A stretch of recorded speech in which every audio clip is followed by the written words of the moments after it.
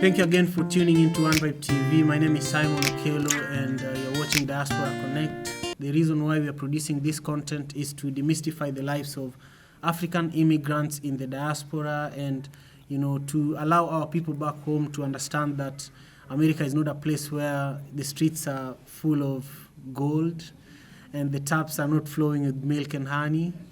So it's really a privilege to sit here with my sister, Sandra. How are you today? Good, thank you. Very nice, very nice. So I want to thank you again for taking your time and, doing the Burkina Faso dinner. I know we didn't have a chance for us to have this conversation then, so it's really great to have you here. Thank you. So, I know that you're an audiovisual engineer besides the good food you made, right? Mm-hmm. Excellent. And can you just give us a quick story of how you arrived in Seattle? Like, how did you get here? Okay, hi everyone. I'm a French person. I will try my best to get you understand what I'm gonna say. So, be nice. Okay, how I got here? Yeah. Okay, the little story beside that is that I just moved with my husband and kids from Pennsylvania. And in totally, that's our fourth year in U.S. And the thing is that we just decided one day to try something else, something different from the other coasts, and that's just happened. And we drove all the way down here. That's it. Yep. So how did you connect with Dunia? Dunia is actually the host for tonight's event, and I mentor a lot of young people like him. He's been producing the last 8, so today is his last one. I'm going to interview him next, but I'm just curious how you two connected. From job. Oh. We used to work together, and when I just started the job, one night, it was a night shift though. One night I hear a French music in a warehouse in US. That was my first time. And I was so curious. I was like, who's playing that music in this, And then I saw a black guy, little one, walking around, and I was like, maybe it's this one. And I say hi, and he say hi. And I asked him, do you speak French? He say, oui. Oh, okay, now I got it. And then we started talking, and that's how we discovered that he's a movie person, me too, and we start conversations. That's how he told me that, oh, okay, I have to invite you in some activities because you just moved, you don't know anyone in Seattle, I don't know, and okay, I will try to connect you with some people. Maybe you can find something, and that's how, we get here. And then he asked me, what about making a Burkinabe dinner for us? And I was like, do you have some Burkinabe people there? He says, no, it's just, we're all African, and we have some friends who are curious and would like to, to know. And I say, okay, I will try.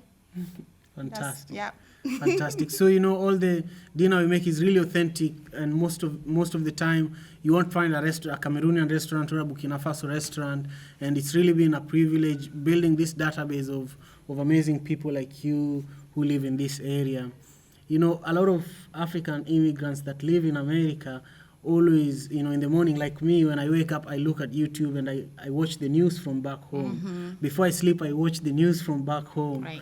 And I was talking to an elder recently, and he was saying that habit is actually making us disengaged with what's going on in America. Some of us are citizens, and they're not even voting, And so, I just wanted to ask out of curiosity, if you had like $1 million, would you still live here or would you go back? Oh my God. $1 million.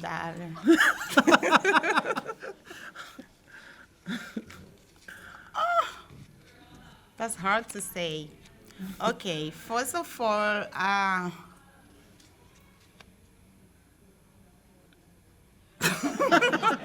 Or you want 1.5?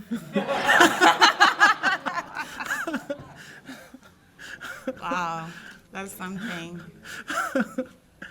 Okay, what I would say is I used to travel a lot because of my job. Anyway, I started acting with in movies, some of movies from my country, and I used to travel a lot. Went to Europe, some countries from there. I traveled in some countries in Africa, and I met a lot of people. I met a lot of things, a lot of conceptions of life. And when I came here, my big issue was the language, because English and French is really, it's totally something else. It's not like French and Spanish, or, we are some closer to them, but English is totally different. And that was the big issue, and because it was the fact that I was like, I wasn't sure to stay here. I don't know how I will, understand people, or how to connect with them, how to talk, how to, it was really hard. But I came with my kids, as I told you at the beginning, and my oldest one was the one who was like, Mommy, I used to have friends who speak English in my school. She was in first grade. And I think when people talk, I can understand. And I was like, okay, so do you think we can stay, or we should go back? And she was like, I don't know. Why you guys even bring us here? I was like, I'm like, I don't even know too. But we're going to figure out, we're going to find it together, Just try to have fun and just let things happen. Then maybe one day we're going to have an answer to that question. And she was like, okay, after 2 months of school, when she come out at home, and I'm like, I'm speaking French to her, and she's like, yes, like, English words. And I'm like, what? Already? That's only 2 months, girl. You should keep talking French with me, because you're going to lose it. She's like, no, I will keep it, but I will speak English, because I want you to speak English. Then we're going to stay here, because I can see you're still confused about going back. And I asked her, how do you know that? I hear you and Dad talking. And I'm like, girl, you shouldn't listen. She's like, but you should tell me, though, because we are family, and you have to deal with us. But now what I think is, I can be your teacher. I will teach you English. You will teach me French. And then you're going to be sure you have to stay here. I'm like, okay, so you want us to stay here definitely? She said, yes. But coming to your question, I think I will stay. That's definitely. Fantastic. That's fantastic. And I think I never cut my connection with my country, my cultures, and other people out of America and Africa. So I will keep those contacts, those connections. No matter where you are, I think you just have to try to be happy and happier, if I can say that. Yeah. So. Thank you. You're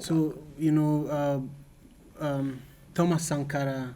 Thomas Sankara is a revolutionary leader from Burkina Faso.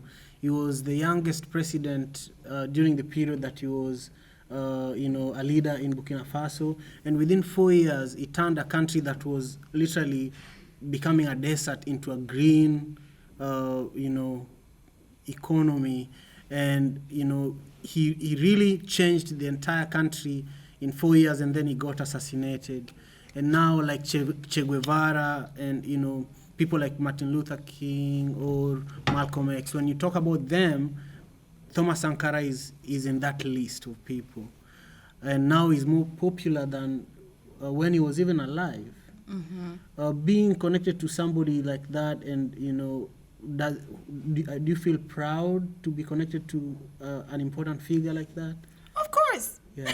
What are your fondest memories of him? I wasn't born either. Oh. When he got assassinated. Yeah. Oh. He died my born year. Oh. Yeah. But what do you hear people say back at home Yeah. about that period of his leadership? Yes. Is it comparable to Rwanda? Oh no, How Rwanda it's is not. now? No, it's not. Okay, But what I can say about that is things changed. Cause when I was in elementary and high school, the history about him changed from nowadays, because the past president Blaise Compaoré, who killed him, I can say that today. When he was when he was president, we couldn't tell the history as today's, because they told us he has been killed in attack and stuff like that. It was another story. But since he left, now we can talk. They changed story even in schools. Like now they can say how it really happened, concretely how it happened, why, and yeah. So I'm proud of it anyway. Subscribe to One Vibes TV. Thank you so much. Okay, thank you very much.